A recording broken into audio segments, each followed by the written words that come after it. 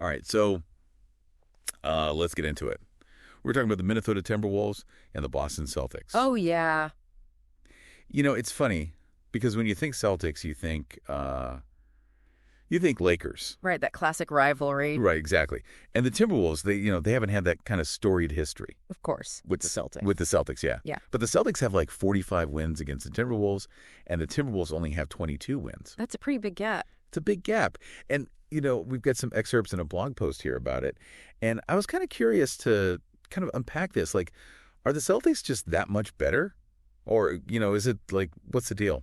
Yeah, it's interesting because when you see that sort of win disparity, you immediately think, okay, this is a classic sort of David and Goliath story. Right. The Celtics are just this juggernaut, this team that's been around forever, and the Timberwolves are just struggling to catch up. But I think when you dig a little deeper, it's actually a little bit more interesting than that. Because, for one thing, the Timberwolves are a much newer team. Yeah. They haven't been around as long as the Celtics. So I think those early years definitely contribute to that sort of lead that the Celtics have built up. Well, I see what you're saying. But I think what's more interesting is can these two teams, despite not having this classic rivalry, can they actually develop one in the future?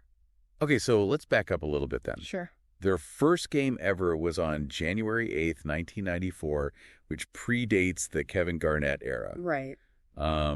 So were there any kind of interesting takeaways from those first couple of games that they played against each other? Well, I mean, those first couple of games, obviously the Timberwolves were still finding their footing. They were a new team, and they were coming up against, the Celtics at that point were, already established as a powerhouse. Right. In the league. So, I think it was definitely a learning curve for the Timberwolves in those early matchups. Yeah, they're probably getting their butts kicked, huh? Yeah, there were some tough losses for sure. Yeah. But I think what's important to remember about even those early losses is that there were still seeds being sown. What do you mean? The Timberwolves, even though they were losing, they were developing their identity as a team. Oh. And you could see flashes of the talent that would eventually, make them contenders later on. Okay, so let's jump ahead then to a game that really stood out to me. Okay. March 8th, 2007. It was a double overtime thriller. Oh, wow. And the Celtics won 124-117. Wow, okay. Pretty close. Yeah, that's a nail biter. So it wasn't just like, the Celtics dominating. Right. The Timberwolves were right there with them. Yeah. So what happened? Like, what made that game so exciting? Well, that game was, just a classic back and forth battle. You had Kevin Garnett, putting up just a monster double-double for the Timberwolves. Yeah. But on the other side, you had Paul Pierce for the Celtics, and he was just unstoppable that night. Oh, wow. He was hitting clutch shot after clutch shot. Really? And it just went back and forth like that. Wow. Both teams just trading blows, right down to the wire. It was one of those games where you really just couldn't predict who was going to come out on top. That's so cool. Yeah, and I think it really showcased the offensive firepower of both teams. Okay, that's really cool. So their most recent matchup was November 24th, 2024. Oh, okay. And the Celtics won again. They did. They did. 108-96. Yeah. So that extends their winning streak against the Timberwolves to 5 games. Oh, wow. But I have a question for you because I'm looking at the source material, and it says that Celtics safety Kirby Joseph had like a really pivotal interception. Wait, hold on. Did you say safety? Yeah. An interception? Yeah. I'm pretty sure those are football terms. Yeah, I know. That's interesting. So, I don't know. Is this like a typo or? Well, you always have to be careful about taking things at face value. Right. Maybe it was just a simple mistake, but it's always worth, doing a little bit of digging, doing your own research. Right. Maybe Kirby Joseph is some sort of secret two-sport athlete that we don't know about. Maybe. Who knows? That would be amazing. Yeah, wouldn't it? Okay, so aside from that,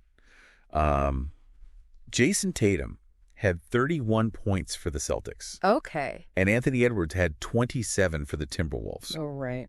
But there was one key player that was missing for the Timberwolves. Yeah. And that was Karl Anthony Towns. Oh, he was out. He was out with an injury, yeah. Okay. So, I don't know, do you think that impacted the game? Like, do you think if he had played, it would have been different? Oh, without a doubt, Karl Anthony Towns, he's a game changer. Yeah. He's a dominant force in the paint. His scoring ability, I think it definitely have had an impact on the Timberwolves strategy and possibly even the outcome of the game. Yeah, that's interesting. So we've looked at all this stuff. We've looked at the history, the individual games. Yeah.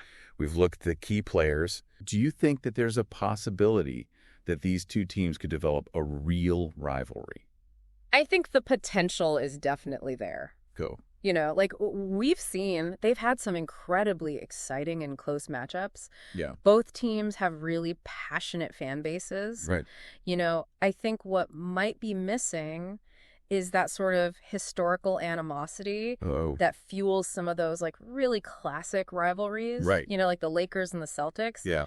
But I think rivalries can also emerge organically. Okay. And I think if the Timberwolves and the Celtics keep putting on shows like that double overtime thriller that we were talking about back in 2007. Right. Who knows? Maybe we'll see a new rivalry blossom. I love it. So to everyone listening, Mm-hmm. next time you see a Timberwolves-Celtics game on the schedule, don't write it off. Definitely not. It could be a close game. It could be like a high-scoring shootout. For sure. And it could be like the start of something really interesting. Absolutely. And keep an eye out for that Kirby Joseph guy, just in case he really is playing both basketball and football. Totally. I'm going to be looking out for that. I think we all should.